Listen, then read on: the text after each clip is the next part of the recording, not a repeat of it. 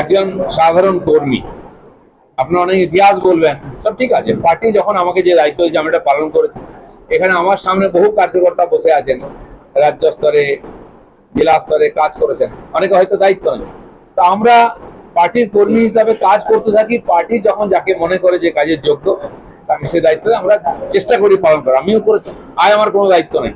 সেই জন্য আমি যেখানকার ভোটার, যেখান থেকে মেম্বার খড়গপুর থেকে, আগে ঝাড়গ্রামে ছিলাম, আমি ওখানে চেঞ্জ করেছি। আমার যেহেতু বিধায়ক ছিলাম, সাংসদ ছিলাম, ওখানে থাকি, সেজন্য ওখানে আমি ভোটার আছি, ওখানে আমি মেম্বার, পার্টির অ্যাক্টিভ মেম্বার আছি। আমার কার্যক্ষেত্র ওটাই আছে। অন্য জেলায় যাই পুরনো কর্মীরা ডাকলে দেখা করতে, কাল যেমন মেসেজা যাব। আর তো সেই জন্য ওখানে বেশিরভাগ সময় কাটাচ্ছি, ওখানকার কর্মীদের সঙ্গে আমি সময় দিচ্ছি, সব কার্যক্রমে কাটাচ্ছি।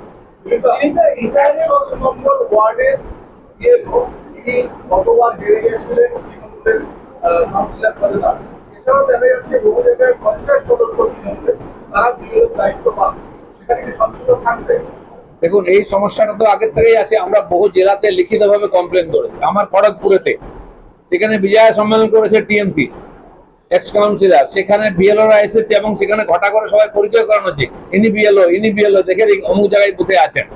তার লিখিতভাবে ছবি সহ আমরা কমপ্লেন করেছি। জেলা রিটার্নিং অফিসার শোকজ করে তাকে জানতে চাইছেন ঘটনা কি। এখন তো দিল্লি অবধি চলে গেছে এটা।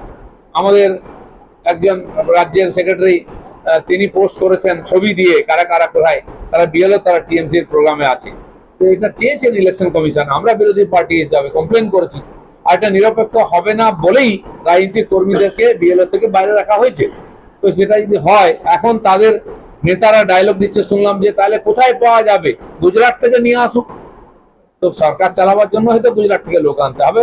এখানে হাঁড়ির হাল হয়ে গেছে, টিচার নিয়োগ হয় না, কোনো সরকারি কর্মচারী নিয়োগ হয় না। আর যারা আছে তারা পার্টির ঝান্ডা ধরেছে বলেই পার্টিতে চাকরিতে ঢুকেছে। তো তাহলে তারা বিএলও কি করে হবে, তাহলে এসআইআর হবে কি করে? নির্বাচন কমিশন ভাববেন। আমাদের দায়িত্ব বিরোধী পার্টি হিসাবে সেটা নির্বাচন কমিশনের আর দৃষ্টিতে এনেছে।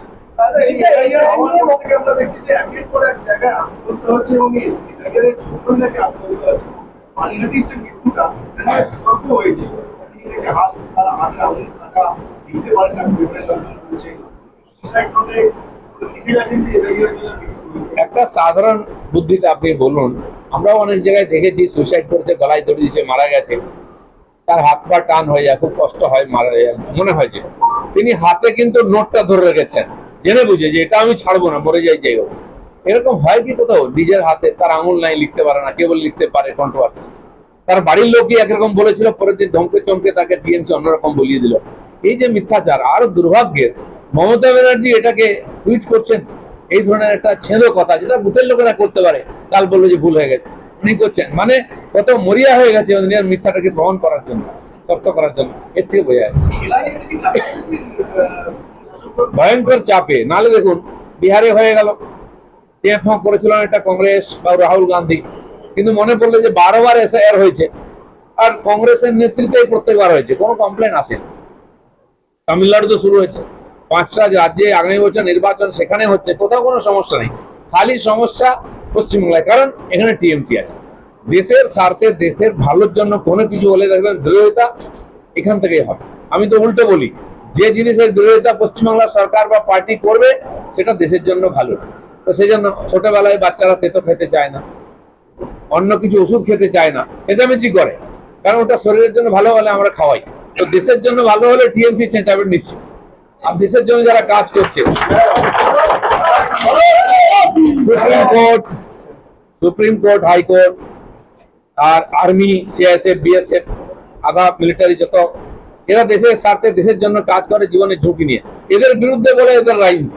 নির্বাচন কমিশন এদেরকে ধমকি চমকি দিয়ে বিরক্ত দেখানো হয়, আবার লেজ তুলে দৌড় মারা হয়। সিএ নিয়ে হয়েছে, আর ডিমনিটেশন নিয়ে হয়েছে, ঠিক এসআইআর নিয়ে তাই হবে। এসআইআর হবেই। পশ্চিমবাংলার মানুষ নিজের স্বার্থে এসআইআর করবেন।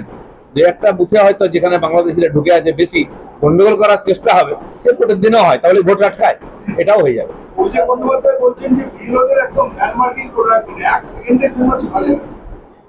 আমরাও করবো, আমাদের যারা বিএলএ 2 আছেন এবং পার্টির কর্মী আছেন বুথে, আমরাও বলেছি, আমাদের প্রশিক্ষণ চলছে সব জায়গায়, সেখানে বলেছি আপনারা বিএলও পেছনে ছাড়বেন না।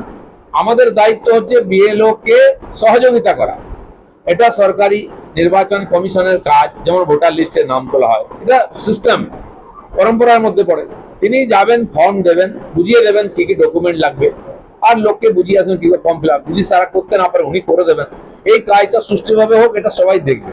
এটা আটকাবার জন্য যদি কেউ যায়, তার জন্য আইন শৃঙ্খলার ব্যাপার আছে।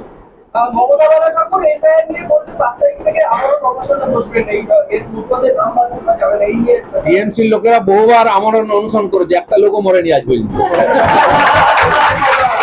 আমরা দেখেছি সিঙ্গুরে আমরণ অনুসরণ মমতা ব্যানার্জিও করেছিলেন, নাকি সন্ধ্যাবেলা বিরিয়ানির গন্ধ আসতো, কোকোকোলার বোতল পাওয়া যেত, ক্যাডবেরির প্যাকেট পাওয়া যেত। এই আমরণ অনুসরণ টিএমসির আমরা জানি কি হবে, তারপর কোনদিন পাওয়া যাবে না।